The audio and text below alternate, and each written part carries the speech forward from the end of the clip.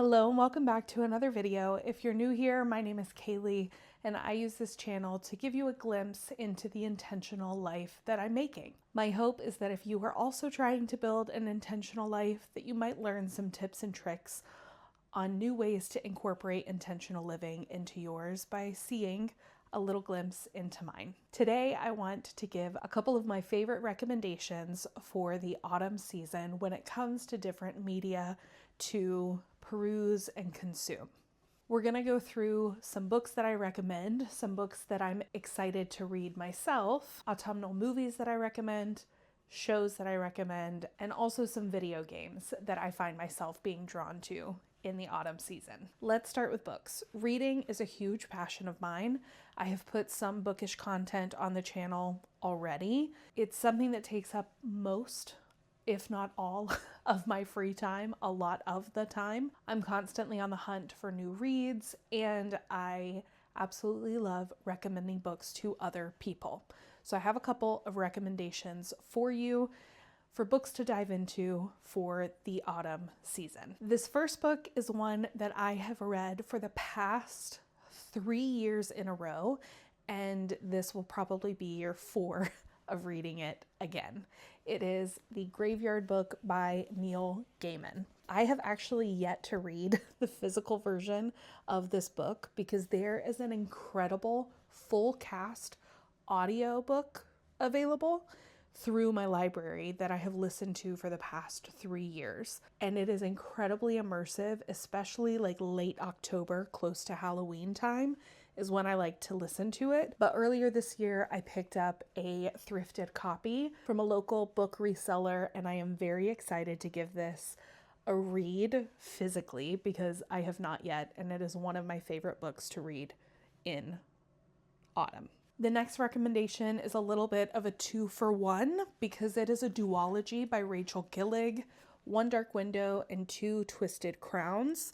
These are fantastic books. Fantastic books. I really, really love Rachel Gillig's writing, and these both, I mean, you can kind of tell by the cover, have a little bit of a spooky, ethereal feeling to them, and therefore they're great to read in autumn. I honestly, if I have time with all of the new books that I want to read, I may have to give these a reread because they are so, so good. The next recommendation is one that I have on my Kindle, and it is The Very Secret Society of Irregular Witches by Sangu Mandana. If you are looking for a cozy, found family, magical romance book, this is what you need to pick up, okay? It is so good. It's so sweet. I remember how I felt reading this book, and it's something that hasn't totally been replicated yet, but I think it might be, and that'll come later. But it's a very great book. It's very sweet. It's a very easy read, and I'm a huge fan of how Sangu Mandana incorporates romance into the story as well without it being the full focal point of the plot. Another one that's kind of a multiple in one is the Before the Coffee Gets Cold series. I have read one of these every fall for the last 3 years, but it is a very cozy feeling book.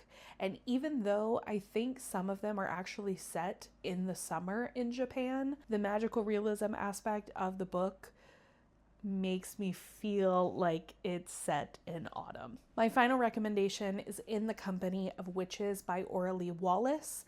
I read this last year, and it's again a very cozy book. Magical, witchy, spooky, but very sweet and romantic at the same time. I would love to read the second in the series this autumn as well. And then speaking of books that I would like to read this autumn, I also have a physical to be read that I'm hoping to finish by like week 2 of November before we get into the Christmas season. And it's totally my way of recommending more than just 5 books because if I could talk about books all day long, I would. So I limited myself to 5 recommendations and 5 of my TBR books. The first one is Sangu Mandana's next book, A Witch's Guide to Magical Innkeeping.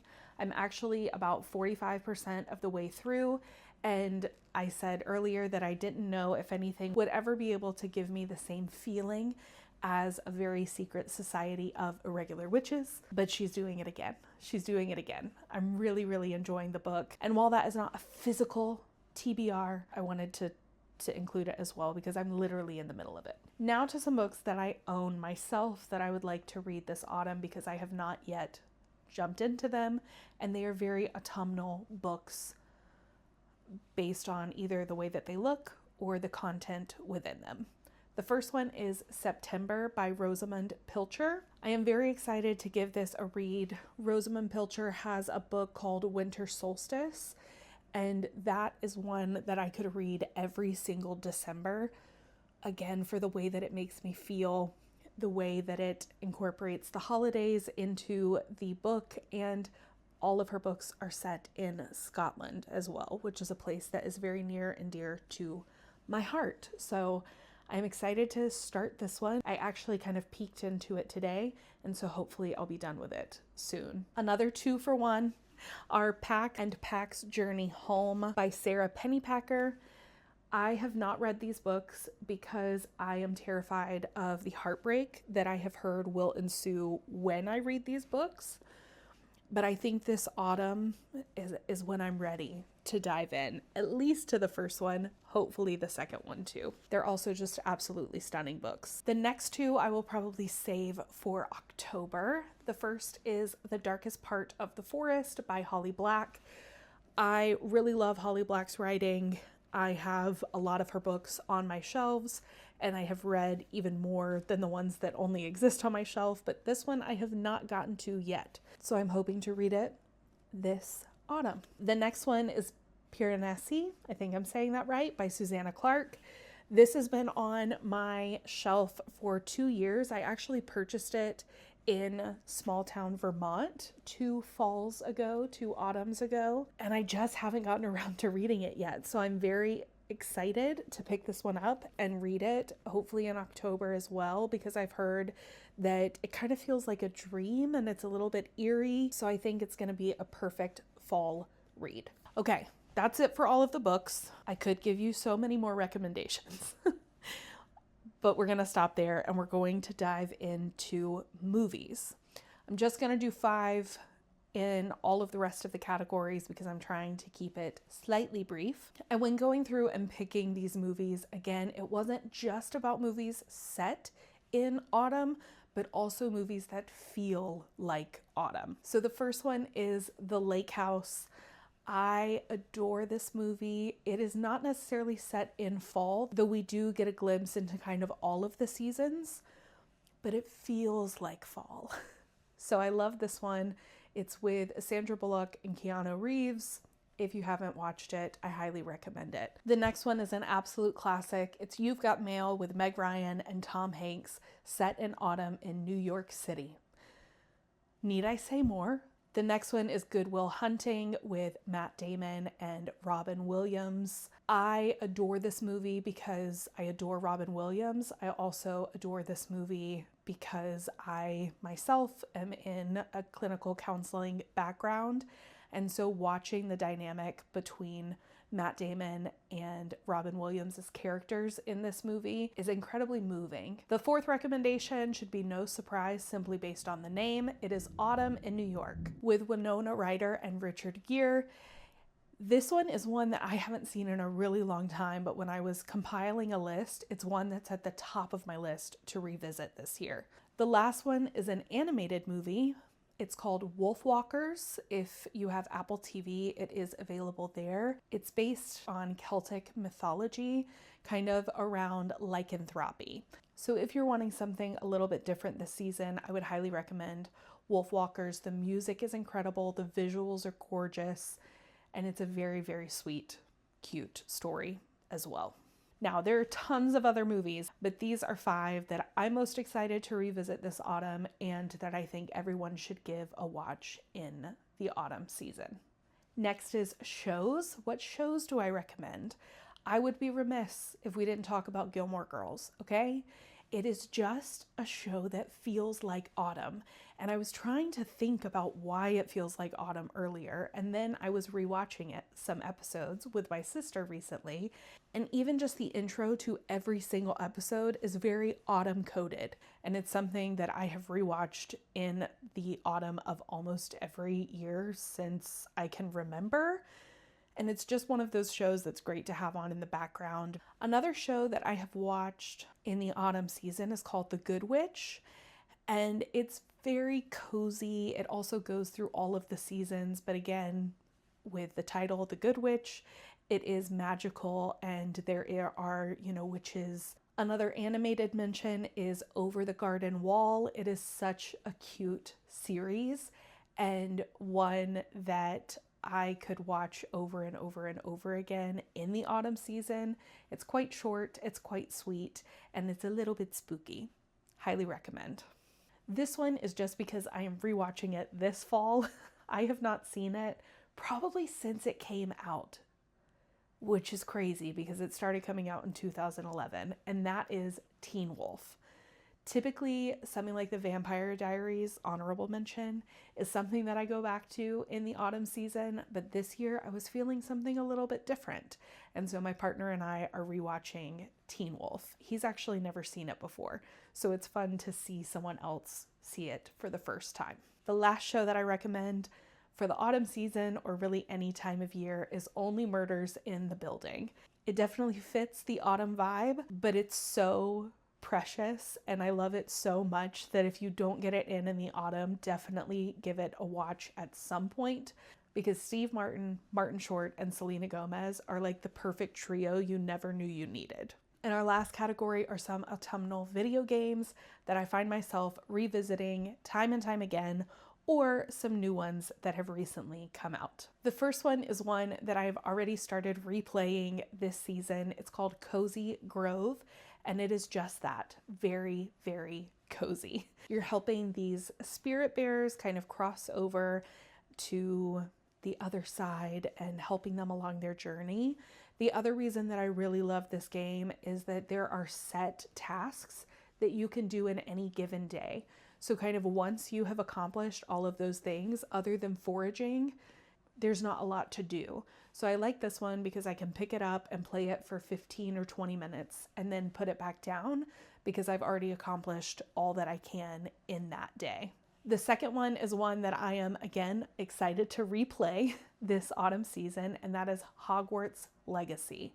It came out in 2023, I believe, and I did a whole entire playthrough of my house, which is Slytherin, if you were wondering. And what I like about this game is you can replay it because there are different things that happen based on the house that you're in and different areas of Hogwarts itself that you get to interact with based on the house that you're in for the game.